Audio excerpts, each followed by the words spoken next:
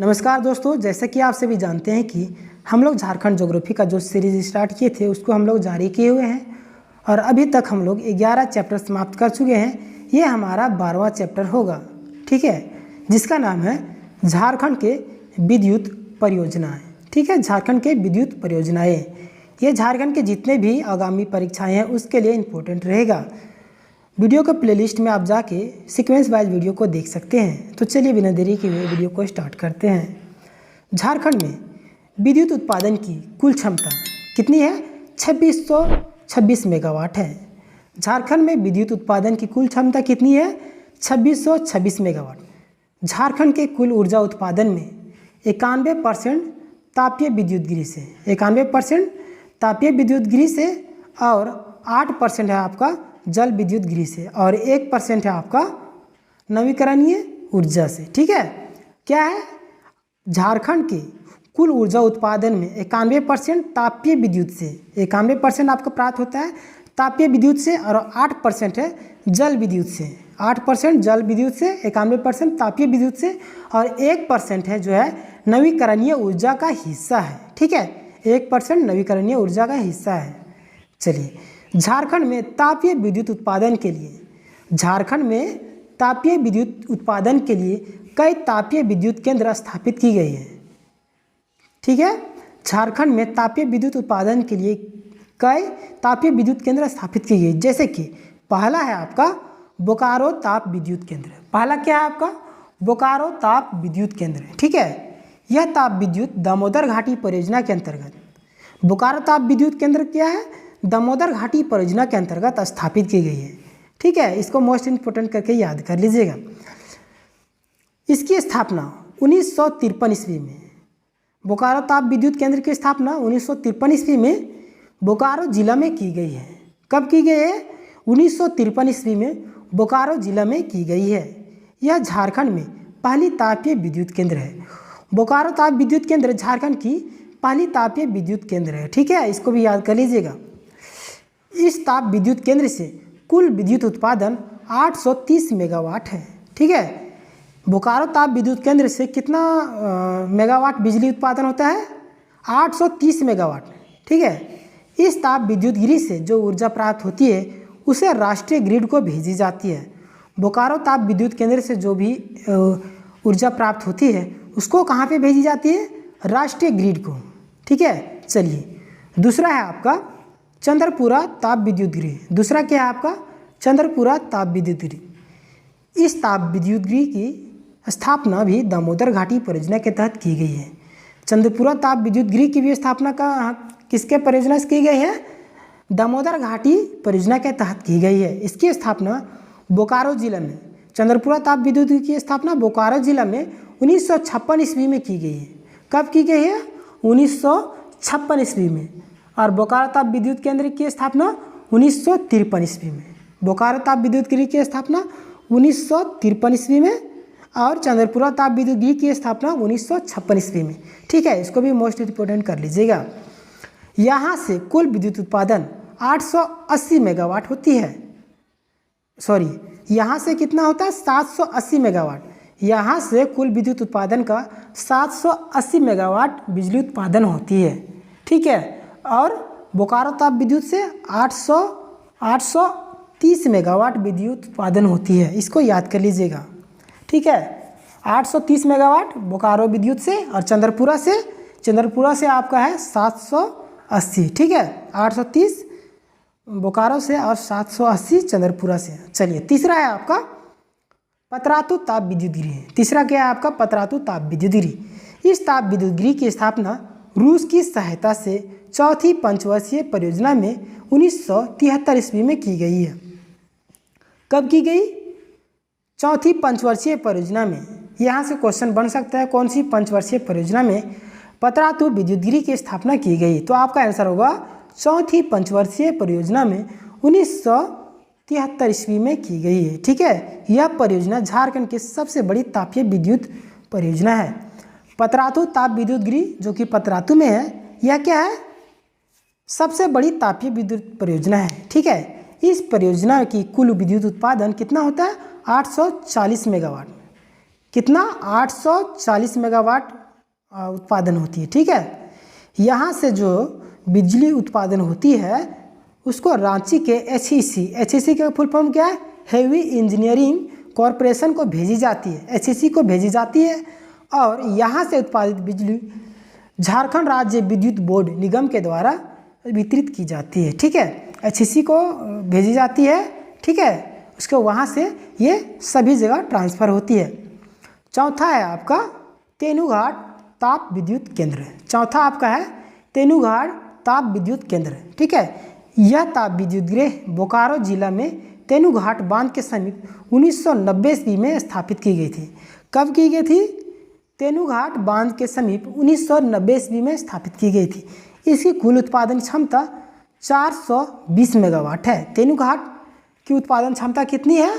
420 megawatt. एक बार हम फिर आपको रिवीजन कर देते हैं। बोकारो ताप विद्युत केंद्र की उत्पादन क्षमता 830 मेगावाट है। बोकारो का 830 मेगावाट बिजली उत्पादन करता है। चंद्रपुरा ताप विद्युत गृह जो है कितना उत्पादन करता है? 780 मेगावाट। ठीक है, और पतरातू ताप विद्युत गृह का कितना उत्पादन करता है? 840। ठीक है, और तेनूघाट आपका 420, याद कर लीजिएगा। ठीक है, चलिए झारखंड में जल विद्युत केंद्र को हम लोग देख लेते हैं।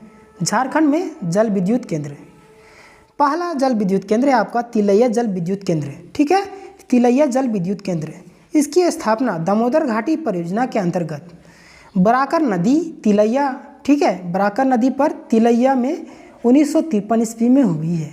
तिलैया कहाँ पे? कोडरमा में। ठीक है, 1953 ईस्वी में तिलैया जल विद्युत केंद्र की स्थापना 1953 ईस्वी में हुई है। ठीक है, यह झारखंड का पहला हाइडल, यहाँ से क्वेश्चन बनता है, झारखंड का पहला हाइडल जल विद्युत केंद्र कौन सा है? तो तिलैया जल विद्युत केंद्र। ठीक है, हाइडल का मतलब होता है जल विद्युत केंद्र, प्रोजेक्ट है। चलिए, इसकी उत्पादन क्षमता 60,000 किलोवाट है। 60,000 किलोवाट है। ठीक है, कितना है? 60,000 किलोवाट। तिलैया जल विद्युत केंद्र की उत्पादन क्षमता 60,000 किलोवाट है। दूसरा है आपका मैथन जल विद्युत केंद्र। दूसरा आपका है मैथन जल विद्युत केंद्र। यह परियोजना बराकर नदी पर धनबाद में दामोदर घाटी परियोजना के अंतर्गत 1957 में की गई है। कब की गई है? 1957 में। ठीक है, इसकी उत्पादन क्षमता कितनी है? 60,000 किलोवाट। इसकी भी उत्पादन क्षमता 60,000 किलोवाट है। ठीक है, चलिए आगे बढ़ते हैं। यह झारखंड की एकमात्र जल विद्युत केंद्र है जो गैस टरबाइन से चलती है। क्या है? झारखंड की एकमात्र विद्युत केंद्र जो गैस टरबाइन से चलती है, ये क्या है? मैथन जल विद्युत केंद्र। ठीक है, क्वेश्चन बनेगा आपका गैस टरबाइन से चलने वाली झारखंड की पहली जल विद्युत केंद्र कौन सा है? तो आपका आंसर होगा मैथन जल विद्युत केंद्र। ठीक है, चलिए तीसरा है आपका अय्यर जल विद्युत केंद्र। तीसरा है आपका अय्यर जल विद्युत केंद्र। यह दामोदर नदी पर दामोदर घाटी परियोजना के तहत बोकारो जिला में स्थापित की गई है। अय्यर जल विद्युत केंद्र का कहाँ पे स्थापित की गई है? दामोदर घाटी परियोजना के तहत बोकारो जिला में स्थापित की गई है। इसकी उत्पादन क्षमता 45,000 किलोवाट है। कितना है? 45,000 किलोवाट है। दूसरा आपका क्या था? दूसरा था आपका मैथन जल विद्युत केंद्र। इसकी उत्पादन क्षमता कितनी थी? 60,000 किलोवाट। और उससे पहले जो था उसकी भी उत्पादन क्षमता 60,000 किलोवाट है। ठीक है, पहले वाला का क्या था? तिलैया। दूसरा है आपका मैथन।